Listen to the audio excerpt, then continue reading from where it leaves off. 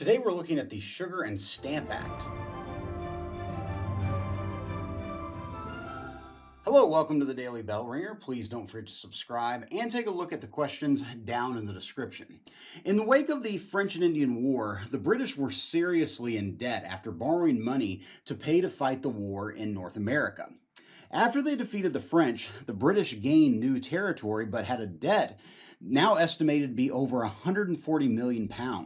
In order to pay down this debt, the British decided to impose new taxes on the American colonies, which of course led to resistance and eventually a revolution. The first of these new taxes was actually a modification of a previous tax that had been in place.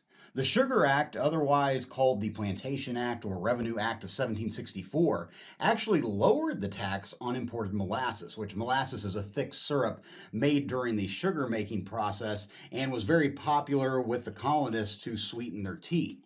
The Sugar Act actually cut the tax in half, but also called for increased restrictions on smugglers bringing molasses into the American colonies that weren't paying the tax. For years, the American colonists had been dodging paying the tax by smuggling or sneaking molasses in without paying the tax. And the British put a lower tax in place, hoping that the colonists would just go ahead and pay the tax now rather than, trying to smuggle it in.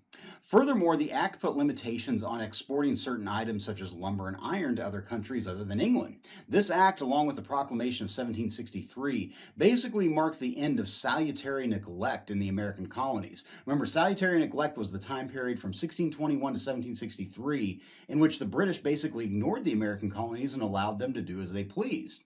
To say the least, the colonists were not happy, as the Sugar Act had almost immediate negative economic impact on the colonies, as trade with other countries was basically cut off. And the colonists began to argue that the act was unfair because it was imposed upon them by a British Parliament where the colonists had no elected representative. And the battle cry became, and of course remained throughout the time period, no taxation without representation. Next to come was the Stamp Act of 1765. The act placed new taxes on legal documents, wills, diplomas, and marriage licenses. It also taxed newspapers, almanacs, playing cards, basically any commercial or legal piece of paper. All these items named in the law had to have a stamp on them showing that the tax had been paid. And the colonists responded even more forcefully. Colonists believed that only they or their elected officials in the colonies had the right to pass new taxes. And so they began to boycott or refuse to buy certain items that were taxed by this act. The colonies began to unite as never before behind this resistance to the Stamp Act. In October of 1765, 9 colonies sent delegates to meet and draw up a petition or formal document arguing for something to be done. This petition was called the Declaration of Rights and Grievance, and they sent it to King George and Parliament to end the stamp taxes. The King and Parliament initially ignored the request by arguing that the colonies had benefited from the British victory during the French and Indian War, and the American colonists should pay their share of the debt. But eventually the boycotts and the simple fact that enforcing the tax was costing a lot of money basically prompted the British to repeal or cancel the Stamp Act in 1766. The British also repealed the Sugar Act in 1766 and replaced it with the Revenue Act. Although the British repealed the Stamp Act, the damage had been done. The colonists were beginning to organize against any British attempt to impose taxes.